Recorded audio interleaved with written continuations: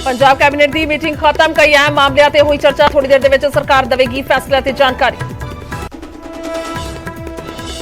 पंजाब खरीद एजेंसियों के नाल सरकार की बैठक जारी। कणक की खरीद दोबारा शुरू करने को लेकर चर्चा। 20% दाने डैमेज होने करके एजेंसियों ने किया बायकाट।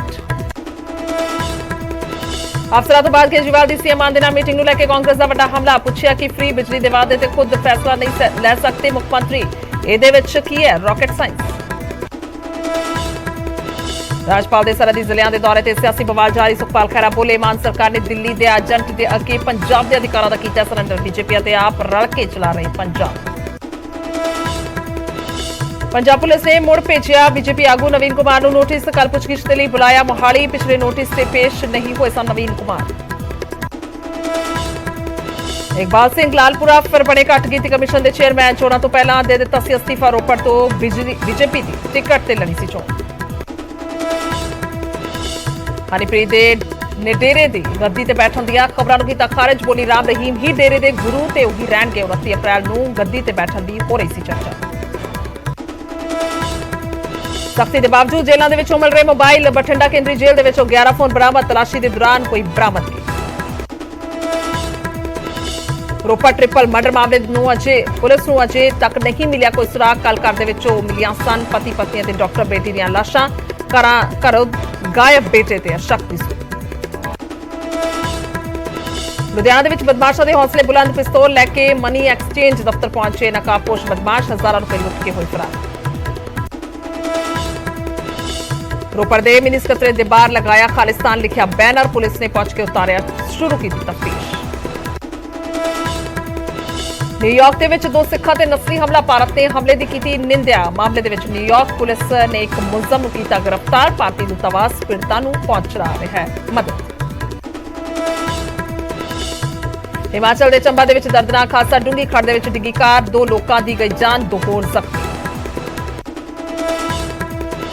जलियांवाला बाग कतलकांड की 103वीं बरसी के मौके पर प्रधानमंत्री ने किया शहीदों को नमन। बोले बेमिसाल साहस आने वाली पीढ़ियों को देगा प्रेरणा। सीएम मान बोले सारी जिंदगी रहांगे शहीदों के ऋणी।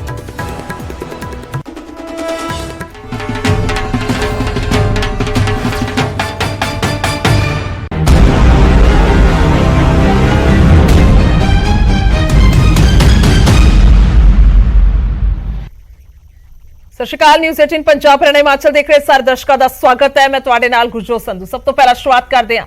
एक सवारे निशान लग रहा है कि चंगी खबर आज पंजाब के लोगों को मिल सकती है। सो इस लैके बड़ी खबर है।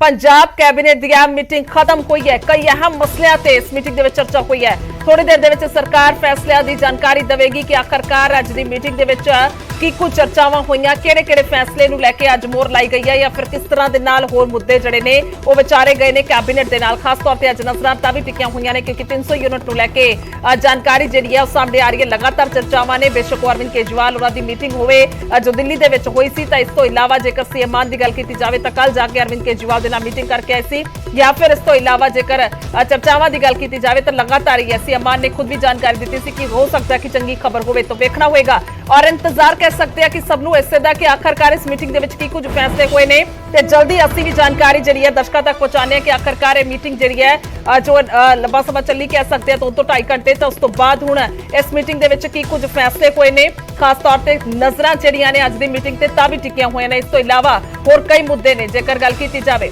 तो आखिरकार की कुछ अज की इस मीटिंग दे विच हाले तक सामने आया। सीधा चलते हैं पंकज कपाही ने ज्यादा गलबात लई। Pankaj, over to you.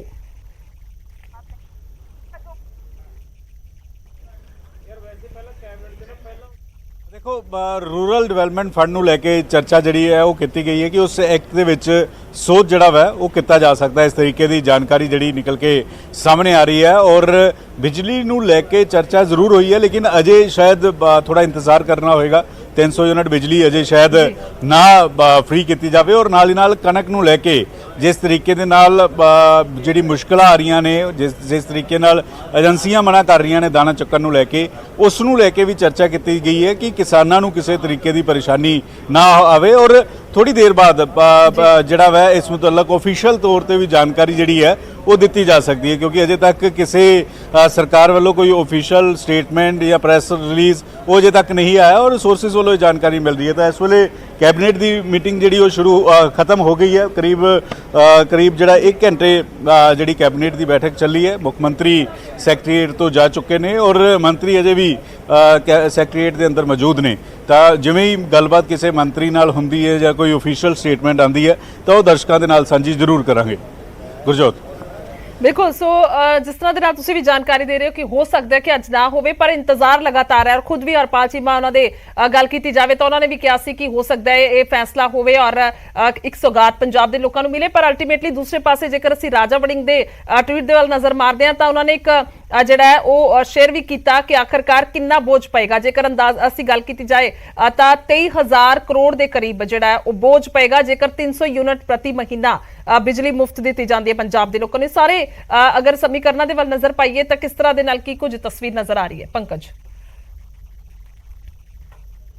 ਦੇਖੋ ਗੁਰਜੋਤ, ਇਸੇ ਵਜ੍ਹਾ ਕਰਕੇ ਇੰਨਾ ਆਸਾਨ ਨਹੀਂ ਹੈ ਕਿ ਬਿਜਲੀ ਮੁਫਤ ਕਰ ਦਿੱਤੀ ਜਾਵੇ, ਕਿਉਂਕਿ ਪੰਜਾਬ ਦੇ ਖਜ਼ਾਨੇ ਦੀ ਹਾਲਤ ਪਹਿਲਾਂ ਹੀ ਮਾੜੀ ਹੈ ਔਰ ਅਜਿਹੇ 'ਚ ਕੇਂਦਰ ਸਰਕਾਰ ਕਈ ਅਜਿਹੀਆਂ ਕੰਡੀਸ਼ਨਾਂ ਲਗਾ ਦਿੰਦੀ ਹੈ ਜਾਂ ਕਈ ਵਾਰ ਅਜਿਹੀਆਂ ਗੱਲਬਾਤ ਹੁੰਦੀ ਹੈ ਕਿ ਪੰਜਾਬ ਸਰਕਾਰ ਲਾਚਾਰ ਸਾਬਤ ਹੁੰਦੀ ਹੈ। ਔਰ ਅਜਿਹੇ 'ਚ ਅਗਰ 300 ਯੂਨਿਟ ਬਿਜਲੀ ਮੁਫਤ ਕਰ ਦਿੱਤੀ ਜਾਂਦੀ ਹੈ ਪੰਜਾਬ ਦੇ ਘਰੇਲੂ ਉਤਪਾਦ ਦੇ ਲਈ ਤਾਂ ਰਾਜਾ ਵੜਿੰਗ ਦੇ ਮੁਤਾਬਕ 23,000 ਕਰੋੜ ਦਾ ਬੋਝ ਜਿਹੜਾ ਵਾ ਉਹ ਪੰਜਾਬ ਦੇ ਖਜ਼ਾਨੇ ਤੇ ਪਏਗਾ ਹਰ ਸਾਲ। ਤਾਂ ਇਹ ਪੈਸਾ ਆਏਗਾ ਕਿੱਥੋਂ ਔਰ ਕਿਵੇਂ ਜਿਹੜਾ ਵਾ ਇਹ ਕੀਤਾ ਜਾਏਗਾ? ਇਸ ਵਜ੍ਹਾ ਕਰਕੇ ਵੀ ਥੋੜਾ ਦੇਰੀ ਲੱਗ ਰਹੀ ਹੈ। ਇਸ ਵਜ੍ਹਾ ਕਰਕੇ ਸ਼ਾਇਦ ਅੱਜ ਇਸ ਗੱਲ ਦਾ ਐਲਾਨ ਨਾ ਹੋਵੇ। ਲੇਕਿਨ ਦੂਜੇ ਪਾਸੇ ਕਿਉਂਕਿ 6 ਗਰੰਟੀਆਂ 'ਚੋਂ ਇੱਕ ਗਰੰਟੀ ਇਹ ਸੀਗੀ ਔਰ ਸਿੱਧੇ ਤੌਰ ਤੇ ਆਮ ਲੋਕਾਂ ਨਾਲ ਜੁੜੀ ਹੋਈ ਹੈ, ਹਰ ਉਸ ਘਰ ਦੇ ਨਾਲ ਜੁੜੀ ਹੋਈ ਹੈ ਜਿਨ੍ਹਾਂ ਦੇ ਉੱਤੇ ਮਹਿੰਗਾਈ ਦਾ ਵੱਡਾ ਬੋਝ ਪੈ ਰਿਹਾ ਹੈ। ਦਿੱਲੀ ਦੇ ਵਿੱਚ 200 ਯੂਨਿਟ ਬਿਜਲੀ ਮੁਫਤ ਮਿਲ ਰਹੀ ਹੈ ਦਿੱਲੀ ਦੇ ਲੋਕਾਂ ਨੂੰ। ਪੰਜਾਬ 'ਚ ਕਿਸਾਨਾਂ ਨੂੰ ਮੁਫਤ ਬਿਜਲੀ ਖੇਤੀਬਾੜੀ ਲਈ ਮਿਲ ਰਹੀ ਹੈ। ਤਾਂ ਅਜਿਹੇ 'ਚ ਘਰੇਲੂ ਉਤਪਾਦ ਦੇ ਲਈ 300 ਯੂਨਿਟ ਬਿਜਲੀ ਦਾ ਕਿੰਨਾ ਬੋਝ ਪਏਗਾ ਔਰ ਸਰਕਾਰ ਇਹ ਪੈਸਾ ਕੱਢੇਗੀ ਕਿੱਥੋਂ? ਇਸ ਗੱਲ ਨੂੰ ਲੈ ਕੇ ਜ਼ਰੂਰ ਅੰਕਲਨ ਜਿਹੜੇ ਨੇ ਉਹ ਕੀਤੇ ਜਾ ਰਹੇ ਨੇ ਔਰ ਇਸੇ ਵਜ੍ਹਾ ਕਰਕੇ ਅੱਜ ਸ਼ਾਇਦ ਇਸ ਗੱਲ ਦਾ ਐਲਾਨ ਜਿਹੜਾ ਵਾ ਉਹ ਨਾ ਹੋਵੇ। ਗੁਰਜੋਤ ਜੀ ਬਿਲकुल ठीक है पंकज, फिलहाल शुक्रिया तमाम जानकारी के लिए और जिवें कुछ अहम या वड्डी खबर आती है तो जरूर वापसी करांगे तुहाडे कोल। पर फिलहाल दर्शकों तक की जानकारी पहुंचा दी है कि कई अहम मसले जिहड़े ने उससे चर्चा हुई है, खास तौर पर जिवें आरडीएफ जिहड़ा है रोकिया होया तो सोध नूं लैके 1987 एक्ट दे विच केंद्र ने शर्त रखी हुई है कि जदों तक सोध नहीं हुंदी उदों तक यह पैसा जारी नहीं किया जाएगा। सो उस मसले नूं लैके जिहड़ी कैबिनेट दे विच जरूर चर्चा हुई है। पर हाँ, जो जानकारियां निकल के आ रही हैं कि हो सकता है कि 300 यूनिट बिजली माफ हो जाए या ना भी होवे, पर ना दे वल ज्यादा इस वेले अंदेशे लग रहे हैं क्योंकि जिन्ना बोझ पएगा। पर आखिरकार जेकर विरोधियों की गल की जाए तो उन्होंने वालों पहले ही जिहड़े आ काफी कह सकते हैं कि सवाल पा दिते गए सी सरकार नूं कि बेशक बोझ पएगा पर जो तुसीं गारंटी दी है वो लोगों नूं जरूर दी जाए, पूरी की जाए। बेशक 6 गारंटियां चों इक्को जिहड़ी पहली गारंटी है इहनूं कीता जावे लागू।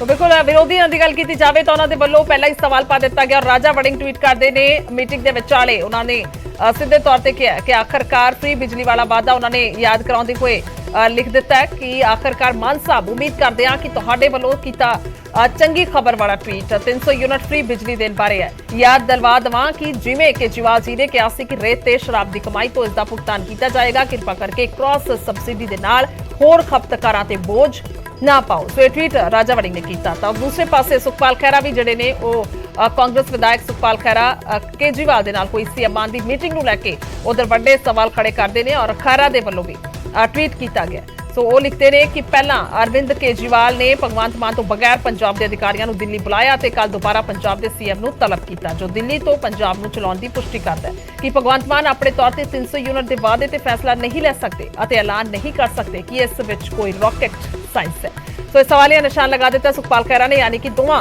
दे वल्लों कांग्रेस दे वल्लों इस सवाल जिहड़े ने चुके गए हैं कि आखिरकार 300 यूनिट जिहड़ी है वो बिजली मुफ्त की जाए और जेकर की भी जाती है तो इस कोई रॉकेट साइंस नहीं है, अपने तौर पर फैसला लिया जा सकता है।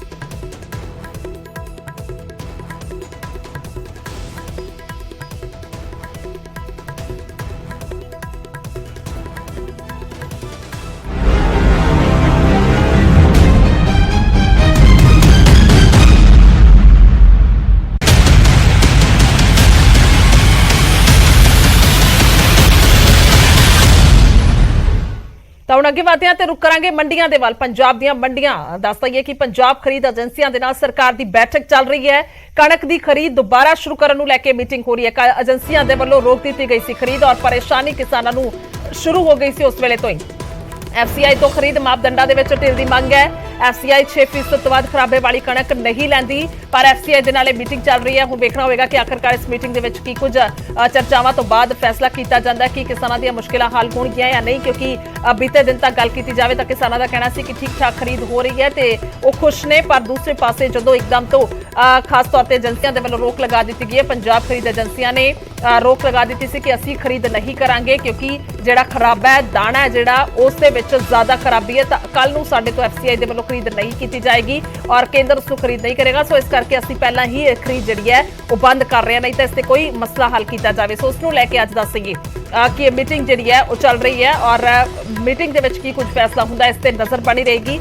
ਖਾਸ ਤੌਰ ਤੇ ਜੇਕਰ ਗੱਲ ਕੀਤੀ ਜਾਏ ਤਾਂ FCI 6% ਤੋਂ ਵੱਧ ਖਰਾਬੇ ਵਾਲੀ ਕਣਕ ਨਹੀਂ ਲੈਂਦੀ, ਜਿਸ ਨੂੰ ਲੈ ਕੇ ਇਹ ਮਸਲਾ ਬਣਿਆ ਹੋਇਆ ਵੱਡਾ ਮਸਲਾ ਹੈ। ਖਾਸ ਤੌਰ ਤੇ ਜੇਕਰ ਮੰਡੀਆਂ ਦੀ ਗੱਲ ਕੀਤੀ ਜਾਏ ਤਾਂ ਮੰਡੀਆਂ ਦੇ ਵਿੱਚ ਖਰੀਦ ਜਿਹੜੀ ਹੈ ਉਹ ਕੁਝ ਹੀ ਦਿਨ ਪਹਿਲਾਂ ਸ਼ੁਰੂ ਹੋਈ ਹੈ।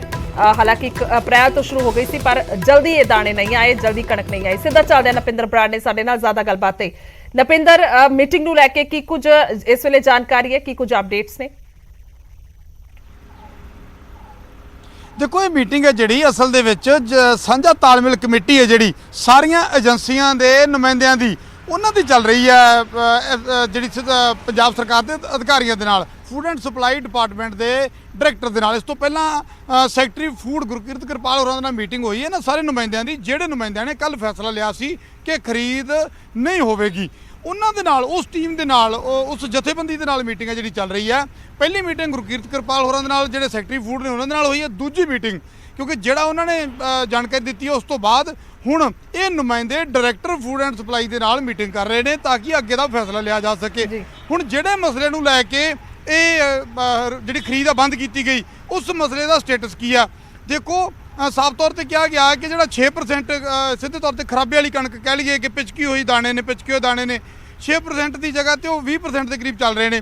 ਤਾਂ ਇਸ ਕਰਕੇ ਉਹ ਜਿਹੜਾ ਉਹਨੂੰ ਵਧਾਉਣ ਦੀ ਮੰਗ ਕੀਤੀ ਗਈ ਹੈ ਕਿ 6% ਦੀ ਜਗ੍ਹਾ ਉਸ ਨੂੰ ਵਧਾਇਆ ਜਾਵੇ। ਪਿਛਲੀ ਵਾਰ 10-12% ਕੀਤਾ ਗਿਆ ਸੀ, ਪਰ ਇਸ ਵਾਰ 20% ਦੱਸਿਆ ਜਾ ਰਿਹਾ ਹੈ ਕਿ ਉਹ ਦਾਣਿਆਂ ਦੇ ਵਿੱਚ ਜਿਹੜਾ ਨੁਕਸ ਹੈ ਉਹ ਆ ਰਿਹਾ।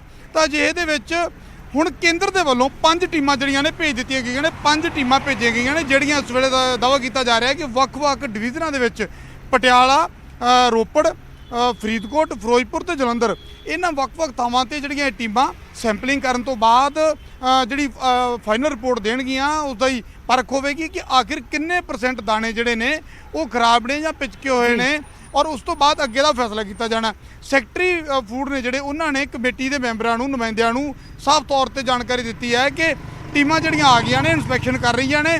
ਦੂਜੀ ਵੱਡੀ ਗੱਲ ਇਹ ਕਿ ਜਿਹੜੇ ਡਿਪਾਰਟਮੈਂਟ ਨੇ, ਸਾਰੇ ਡਿਪਾਰਟਮੈਂਟਾਂ ਦੇ ਜਿਹੜੇ ਨੁਮਾਇੰਦੇ, ਕਿਉਂਕਿ ਅਗਰ ਕੋਈ ਦਿੱਕਤ ਆਉਂਦੀ ਹੈ, ਕੱਲ ਨੂੰ ਕੋਈ ਘਟਦਾ ਜਾਂ ਕੋਈ ਮਾਲ ਚੱਕਣ ਤੋਂ ਇਨਕਾਰ ਕਰਦੀ ਹੈ FCI, ਤਾਂ ਉਹਦੀ ਜ਼ਿੰਮੇਵਾਰੀ ਫਿਰ ਇੰਸਪੈਕਟਰ ਜਾਂ ਬਾਕੀ ਡਿਪਾਰਟਮੈਂਟ ਦੇ ਅਧਿਕਾਰੀਆਂ ਤੇ ਪੈਂਦੀ ਹੈ, ਤਾਂ ਉਹ ਵਿਚਕਾਰ ਸਿੱਧੇ ਤੌਰ ਤੇ ਉਹਨਾਂ ਨੂੰ ਖਮਿਆਜ਼ਾ ਭੁਗਤਣਾ ਪੈ ਸਕਦਾ।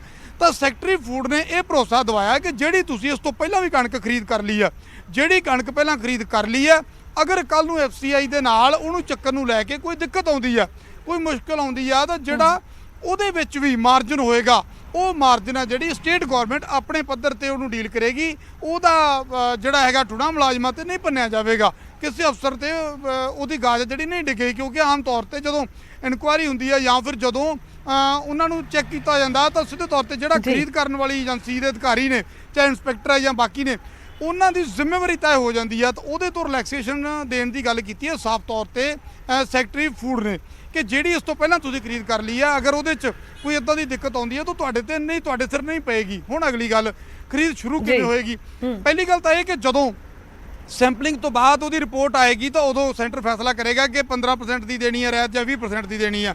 ਉਸ ਤੋਂ ਬਾਅਦ ਖਰੀਦ ਕਲੀਅਰ ਹੈ, ਪਰ ਕਿਉਂਕਿ ਇੰਨਾ ਸਮਾਂ ਨਹੀਂ ਦਿੱਤਾ ਜਾ ਸਕਦਾ ਤਾਂ ਉਸ ਤੋਂ ਪਹਿਲਾਂ ਹੀ ਸਰਕਾਰ ਦੀ ਕੋਸ਼ਿਸ਼ ਹੈ ਕਿ ਪਹਿਲਾਂ ਹੀ ਖਰੀਦ ਸ਼ੁਰੂ ਹੋਵੇ, ਕਿਉਂਕਿ ਜ਼ਿੰਮੇਵਾਰੀ ਤਾਂ ਸਟੇਟ ਤੇ ਆ ਪੈਂਦੀ ਹੈ। ਬੇਸ਼ੱਕ ਕੇਂਦਰ ਦਾ ਕੰਮ ਹੈ, ਫੈਸਲਾ ਕੇਂਦਰ ਨੇ ਲੈਣਾ, ਪਰ ਇਹਦਾ ਖਮਿਆਜ਼ਾ ਤਾਂ ਸਟੇਟ ਨੂੰ ਭੁਗਤਣਾ ਪੈ ਸਕਦਾ। ਪੰਜਾਬ ਦੇ ਕਿਸਾਨ ਜਿਹੜੇ ਖੱਜਲ ਹੋ ਰਹੇ ਨੇ ਤਾਂ ਸਟੇਟ ਨੂੰ ਦਿੱਕਤ ਆ ਰਹੀ ਹੈ।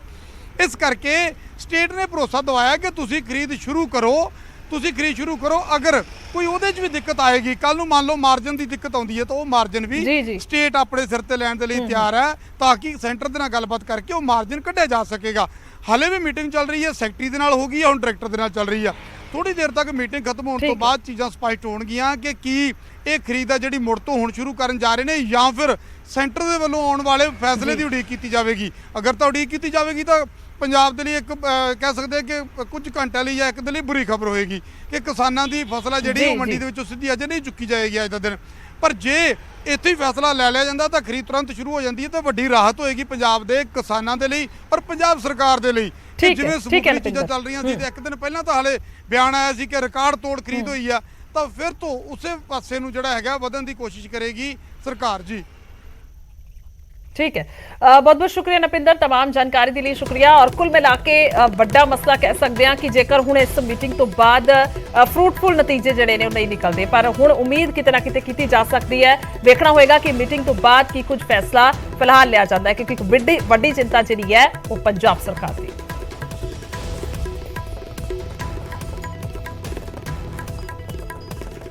ਤਾਂ ਕਣਕ ਦੇ ਵਿੱਚ 6% ਤੋਂ ਵੱਧ ਖਰਾਬੇ ਕਰਕੇ ਏਜੰਸੀਆਂ ਨੇ ਕਣਕ ਖਰੀਦਣ ਤੋਂ ਇਨਕਾਰ ਕਰ ਦਿੱਤਾ। ਫਸਲ ਦੀ ਖਰੀਦ ਠੱਪ ਪਈ ਹੈ ਅਤੇ ਕਿਸਾਨ ਮੰਡੀਆਂ ਦੇ ਵਿੱਚ ਰੁਲ ਰਹੇ ਹਨ।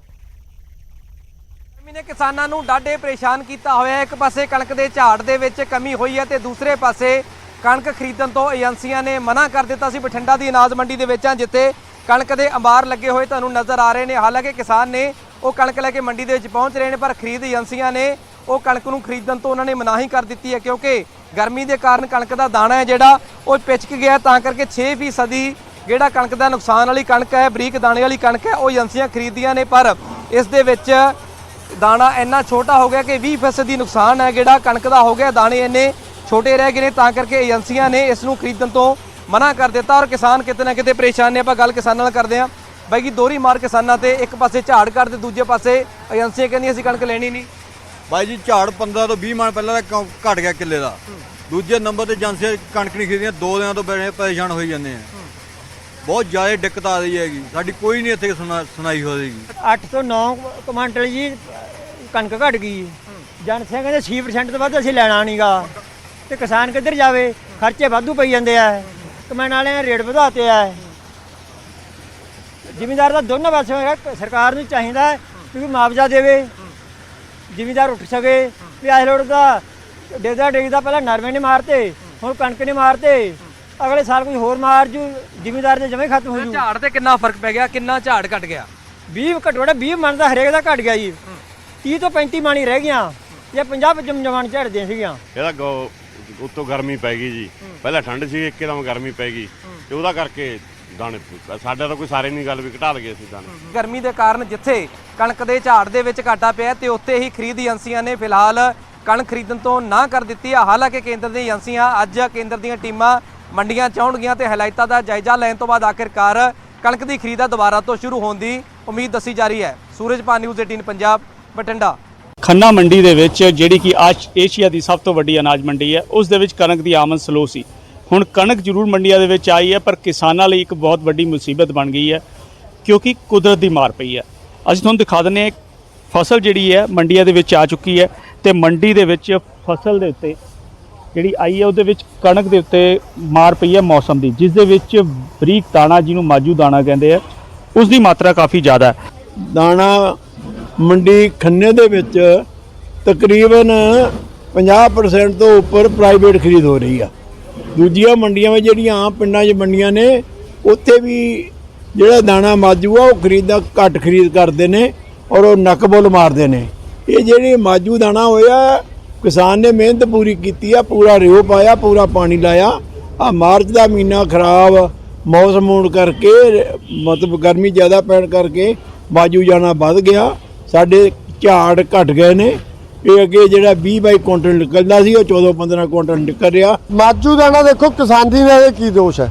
14 ਤਰੀਕ ਤੋਂ ਇਹ ਮੰਡੀ ਬੰਦ, ਆਪਣੇ ਜਿਹੜੇ ਇੰਸਪੈਕਟਰ ਆ ਖਰੀਦ ਏਜੰਸੀਆਂ ਦੇ, ਇਹ 14 ਤਰੀਕ ਤੋਂ ਬੰਦ ਕਰਨ ਦਾ ਅਨਾਉਂਸ ਕਰ ਚੁੱਕੇ ਨੇ।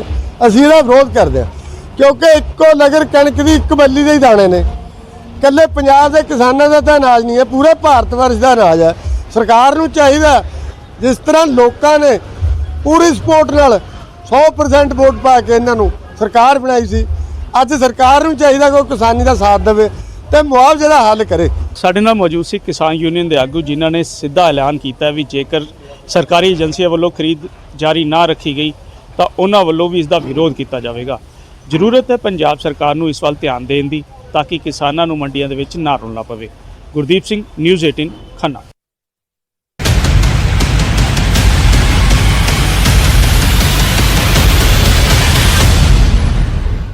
ਅੱਗੇ ਵਧਦੇ ਹਾਂ ਤੇ ਹਿਮਾਚਲ ਦੇ ਵੱਲ ਰੁਖ ਕਰਾਂਗੇ ਔਰ ਚੋਣਾਂ ਤੋਂ ਪਹਿਲਾਂ ਹਿਮਾਚਲ ਦੇ ਵਿੱਚ ਸਿਆਸੀ ਸੰਨ ਮਾਰੀ ਜਾ ਰਹੀ ਹੈ। ਹੁਣ ਆਮ ਆਦਮੀ ਪਾਰਟੀ ਨੇ ਬੀਜੇਪੀ ਦੇ ਵਿੱਚ ਸੰਨ ਲਗਾਈ ਹੈ ਔਰ ਹਰਮੇਲ ਤਿਮਾਨ ਬੀਜੇਪੀ ਛੱਡ ਕੇ ਆਮ ਆਦਮੀ ਪਾਰਟੀ ਦੇ ਵਿੱਚ ਸ਼ਾਮਿਲ ਹੋਏ ਨੇ। ਸਵੇਰੇ ਦੀ ਵੱਡੀ ਖਬਰ ਹਿਮਾਚਲ ਨੂੰ ਲੈ ਕੇ, ਚੋਣਾਂ ਨੂੰ ਲੈ ਕੇ ਔਰ ਚੋਣਾਂ ਤੋਂ ਪਹਿਲਾਂ ਇਹ ਸੰਨਬਾਰੀ ਜਿਹੜੀ ਹੈ ਉਹ ਚੱਲ ਰਹੀ ਹੈ। ਤਾਂ ਹੁਣ ਫਿਲਹਾਲ ਹਿਮਾਚਲ ਬੀਜੇਪੀ ਦੇ ਐਸਸੀ ਮੋਰਚੇ ਦੇ ਸਾਬਕਾ ਮੀਤ ਪ੍ਰਧਾਨ ਜਿਹੜੇ ਨੇ ਉਹ ਸ਼ਾਮਿਲ ਹੋਏ ਨੇ ਆਮ ਆਦਮੀ ਪਾਰਟੀ ਦੇ ਵਿੱਚ। ਬੀਜੇਪੀ ਦੇ ਰਾਸ਼ਟਰੀ ਕਾਰਜਕਾਰਨੀ ਮੈਂਬਰ ਨੇ ਮੈਂਬਰ ਸੰਨ ਤਿਮਾਨ ਔਰ ਸਤਿੰਦਰ ਜੈਨ ਅਤੇ ਦੁਰਗੇਸ਼ ਪਾਠਕ ਨੇ ਪਾਰਟੀ ਦੇ ਵਿੱਚ ਸ਼ਾਮਿਲ ਕਰਾਇਆ। ਇਸ ਤੋਂ ਪਹਿਲਾਂ ਦੱਸ ਦਈਏ ਕਿ ਜਿਹੜੇ ਸੂਬੇ ਦੇ ਪ੍ਰਧਾਨ ਸੀ ਆਮ ਆਦਮੀ ਪਾਰਟੀ ਦੇ ਤਾਂ ਬੀਜੇਪੀ ਦੇ ਵਿੱਚ ਚਲੇ ਗਏ ਸਨ ਔਰ ਇਸ ਤੋਂ ਇਲਾਵਾ ਮਹਿਲਾ ਵਿੰਗ ਦੀ ਪ੍ਰਧਾਨ ਵੀ ਜਿਹੜੇ ਨੇ ਬੀਜੇਪੀ ਚਲੇ ਗਏ ਸੀ ਔਰ ਖਾਸ ਤੌਰ ਤੇ ਉਸ ਤੋਂ ਬਾਅਦ ਆਮ ਆਦਮੀ ਪਾਰਟੀ ਨੇ ਆਪਣੇ ਸੰਗਠਨ ਨੂੰ ਭੰਗ ਕਰ ਦਿੱਤਾ ਸੀ। ਤੇ ਹਾਲ ਹੀ ਦੀ ਗੱਲ ਕੀਤੀ ਜਾਵੇ ਤਾਂ ਇੱਕ ਵੱਡਾ ਝਟਕਾ ਬੀਜੇਪੀ ਨੂੰ ਇੱਥੇ ਲੱਗਦਾ ਨਜ਼ਰ ਆ ਰਿਹਾ, ਯਾਨੀ ਕਿ ਇੱਕ ਦੂਜੇ ਦੀ ਪਾਰਟੀਆਂ ਤੇ ਜਿਹੜੀ ਸੰਨਬਾਰੀ ਜਿਹੜੀ ਚੱਲ ਰਹੀ ਹੈ। ਤਾਂ ਫਿਲਹਾਲ ਆਮ ਆਦਮੀ ਪਾਰਟੀ ਦੇ ਵੱਲੋਂ ਬੀਜੇਪੀ ਦੇ ਜਿਹੜੇ ਆਗੂ ਨੇ ਹਰਮੇਲ ਤਿਮਾਨ ਉਹਨਾਂ ਨੂੰ ਸ਼ਾਮਿਲ ਕਰਾਇਆ ਗਿਆ ਪਾਰਟੀ ਦੇ ਵਿੱਚ ਔਰ ਹਰਮੇਲ ਤਿਮਾਨ ਬੀਜੇਪੀ ਛੱਡ ਕੇ ਆਮ ਆਦਮੀ ਪਾਰਟੀ ਸ਼ਾਮਿਲ ਹੋਏ ਨੇ। ਤਾਂ ਇਹ ਤਸਵੀਰ ਜਿਹੜੀ ਹੈ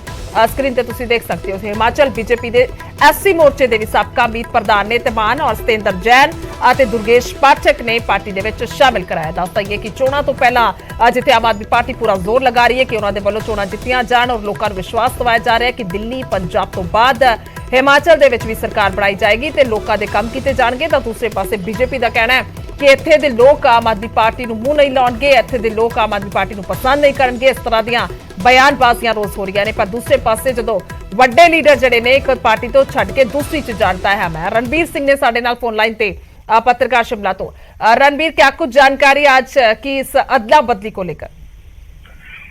जी हाँ, देखिए अब ये जो सिलसिला है लगातार अब यहाँ पर अब ये देखा जा रहा है कि जिस तरह से भाजपा ने जो सेंधमारी शुरू की थी, अब आम आदमी पार्टी भी जो है उसका जवाब देने में जुट गई है। अब ये जो है अदला बदली का दौर शुरू हो गया है। आम आदमी पार्टी के कार्यकर्ता जो है भाजपा में जा रहे हैं, भाजपा में जो असंतुष्ट है वो जो है अब आम आदमी पार्टी में जा रहे हैं। जो ये हरमेल तिमान है भाजपा के नेशनल एग्जीक्यूटिव मेंबर ये बताए गए हैं और पूर्व में जो है ये एससी मोर्चा के वाइस प्रेसिडेंट कर रहे हैं। तो ऐसे में अब यहाँ पर ये जंग जो है फिलहाल अदला बदली की ज्यादा है कि एक दूसरे की पार्टी में जाएगा, दूसरा तीसरे की पार्टी में जाएगा। तो पिछले कल जिस तरह से प्रेस कॉन्फ्रेंस की थी आम आदमी पार्टी ने, उनका ये कहना था। जी ठीक है, फिलहाल समय की कमी है। बहुत बहुत शुक्रिया तमाम जानकारी के लिए, धन्यवाद। सो वड्डी खबर जी है हिमाचल ਨੂੰ ਲੈ ਕੇ है, पर इस विचकार एक होर वड्डी खबर आ रही है, वो भी दर्शकों तक जरूर पहुंचाने। पंजाब ਨੂੰ ਲੈ ਕੇ वड्डी खबर है, लोकां ਨੂੰ ਲੈ ਕੇ वड्डी खबर है। इस वेले दी अहम ते वड्डी खबर ਦਾ ਜ਼ਿਕਰ ਜਿਹੜਾ ਹੈ ਜ਼ਰੂਰ ਕੀਤਾ ਜਾ ਰਿਹਾ ਹੈ क्योंकि ਚੋਣਾਂ ਤੋਂ ਪਹਿਲਾਂ ਜਿੱਥੇ ਹਿਮਾਚਲ ਦੇ ਵਿੱਚ ਆਮ ਆਦਮੀ ਪਾਰਟੀ ਨੇ ਵੀ ਸੰਨ ਲਾਈ ਹੈ ਬੀਜੇਪੀ 'ਚ, ਤਾਂ ਫਿਲਹਾਲ ਉਸ ਤੋਂ ਬਾਅਦ ਕਾਫੀ ਅਹਿਮ ਜਿਹੜਾ ਇੱਕ ਹੋਰ ਫੈਸਲਾ ਜ਼ਰੂਰ ਲੋਕਾਂ ਤੱਕ ਲੈ ਕੇ ਆਵਾਂਗੇ, ਜਿਸ ਨੂੰ ਲੈ ਕੇ ਅਹਿਮ ਤੇ ਤਾਜ਼ਾ ਖਬਰ ਕਹਿ ਸਕਦੇ ਆ, ਵੱਡੀ ਖਬਰ ਕਹਿ ਸਕਦੇ ਲੋਕਾਂ ਦੇ ਨਾਲ ਜੁੜੀ ਹੋਈ। ਪਰ ਦੂਸਰੇ ਪਾਸੇ ਚੋਣਾਂ ਵੀ ਜਿਹੜੀਆਂ ਨੇ ਉਹ ਪੂਰੀਆਂ ਸਰਗਰਮ ਨੇ।